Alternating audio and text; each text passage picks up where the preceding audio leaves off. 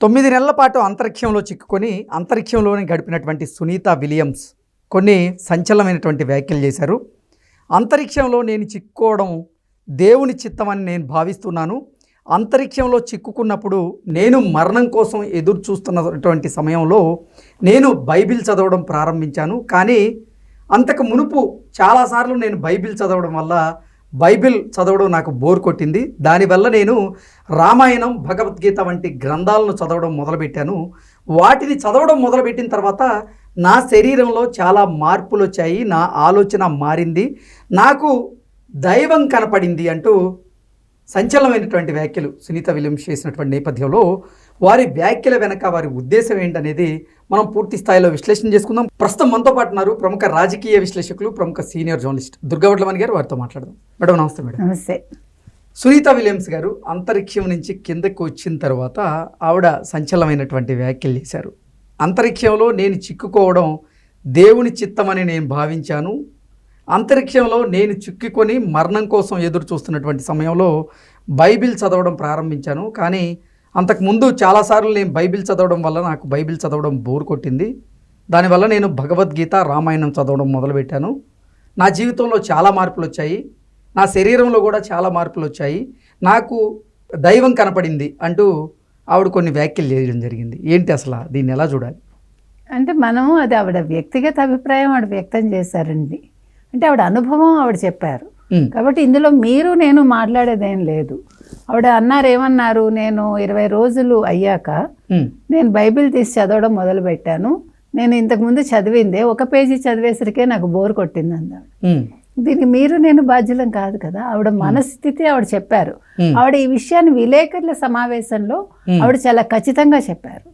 ఆవిడ ఏమన్నారు, ఇవి చదువుతూ ఉంటే, నాకు బైబిల్ చదువుతుంటే చాలా బోర్ కొట్టింది, అందుకని నేను రామాయణం, భగవద్గీత చదవడం మొదలుపెట్టా.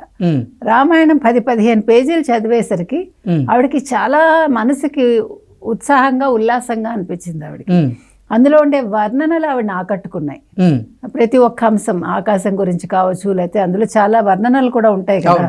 మన పురాణాలు, ఇతిహాసాలు తీసుకుంటే మనకి వర్ణనలకని కవులు కేటాయిస్తారు కొన్ని పేజీలు. అవి ఆవిడకి నచ్చాక ఆవిడ మొత్తం రామాయణం, భగవద్గీత పూర్తిగా చదివేశారు. ఆవిడ చదివేశాక అసలు ఇక్కడికి రావడమే భగవంతుడి చిత్తం అనుకుంటే, ఆవిడ అసలు నీళ్ళు అయిపోయాయి, తినటానికి తిండి లేదు అనుకున్నప్పుడు ఆవిడకి చైత్ర నవరాత్రి గుర్తుకొచ్చింది.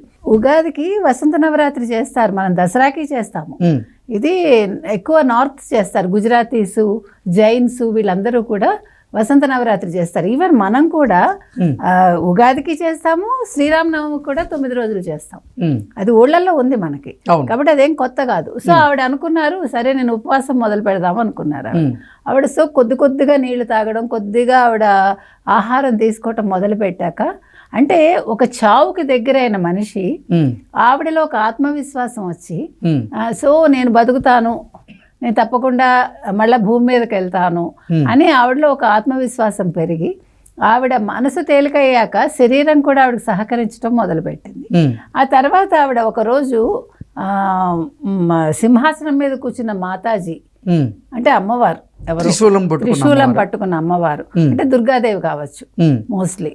ఆవిడ ఒక సింహం లాంటి ఒక వాహనం మీద పైనుంచి కిందకి వెళ్తూ భూమి మీదకి వచ్చింది, నేను చూశాను అంటుంది ఆవిడ.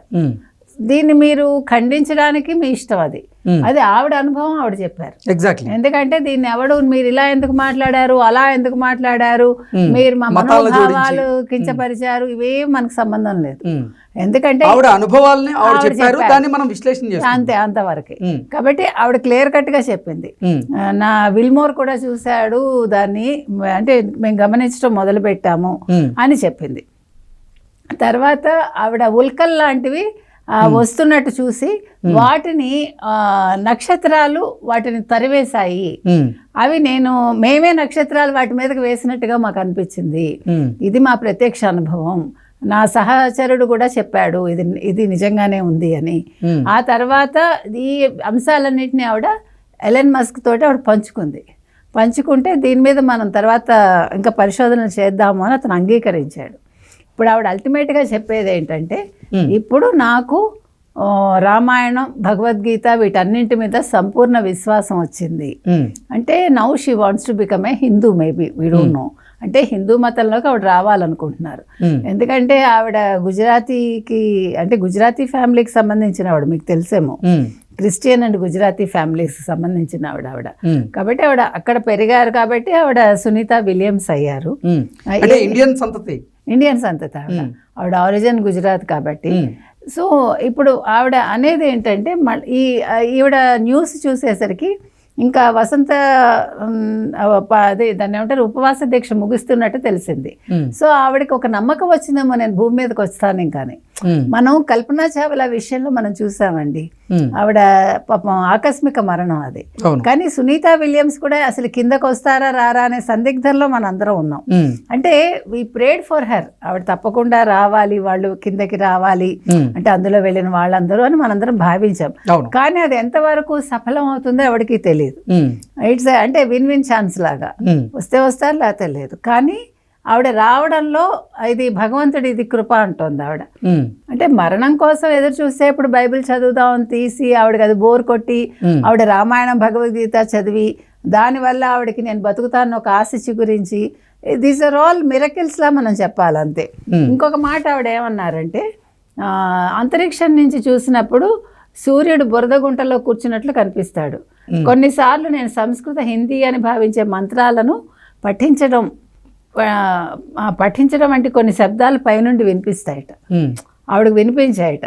నేను ప్రతిరోజు రామాయణం, భగవద్గీత చదవడం వల్ల ఇలా జరుగుతోందని నా ప్రయాణ సహచరుడు బారీ విల్మోర్ నాకు చెప్పాడు. సో ఆవిడ ఇంకా ఇప్పుడు ఆవిడ ఏమనుకుంటున్నారంటే, మొత్తం ఈ రామాయణ భగవద్గీతలకు సంబంధించిన వ్యాఖ్యానాలు చాలా వస్తాయి మనకి, తఫ్సీర్లు అంది ఆవిడ. తఫ్సీర్ అంటే దాని గురించిన వ్యాఖ్యానాలు.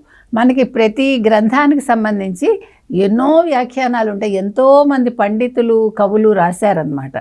సో వాటిని ఆవిడ చదవాలనుకుంటున్నారు. అంటే లోతైన పరిశోధన చెయ్యాలని ఆవిడ అనుకుని ఆవిడ మస్క్కి ఫోన్ చేసి ఈ విషయం చెప్పారనమాట. సో అంటే అంతరిక్షంలో ఆవిడ చిక్కుకుపోయినటువంటి ఈ 9 నెలల కాల వ్యవధిలోనే ఆవిడ రామాయణం, భగవద్గీత లాంటి మహాగ్రంథాలను ఆవిడ చదవడం జరిగిందని, ఆ చదివిన తర్వాత ఆవిడ శరీరంలో చాలా మార్పులు వచ్చాయని, అలాగే ఆవిడ జీవితంలో కూడా చాలా మార్పులు వచ్చాయి, తన ఆలోచన విధానం కూడా మారిందన్నట్లుగా సునీత విలియమ్స్ నాలో అసాధారణమైన ఆత్మవిశ్వాసం పెరిగింది అంటోంది ఆవిడ. ఇది మీరు నేను చెప్పింది కాదు, ఇవి చదవటం వల్ల ఆవిడకి అంటే ఎంత కాన్ఫిడెన్స్ వచ్చి, అంటే మరణం కోసం ఎదురు చూస్తున్న మనిషికి కాదు నేను బతుకుతాను అని, ఆవిడకి రామాయణం, భగవద్గీత ఆవిడలో ఒక ఆత్మవిశ్వాసాన్ని పెంపొందింపజేసాయి. సో ఆవిడ ఏమంటున్నారంటే, సనాతన భగవద్గీత నిజమని ఇప్పుడు నేను భావిస్తున్నాను. ఇప్పుడు నా పరిశోధన వేదాల శాస్త్రంపై ఉంటుంది. ఎంబ్రియాలజీ, డీప్ సీ సైన్స్, ఖగోళ శాస్త్రం గురించి ప్రతిదీ నేర్చుకోవాలనుకుంటున్నాను.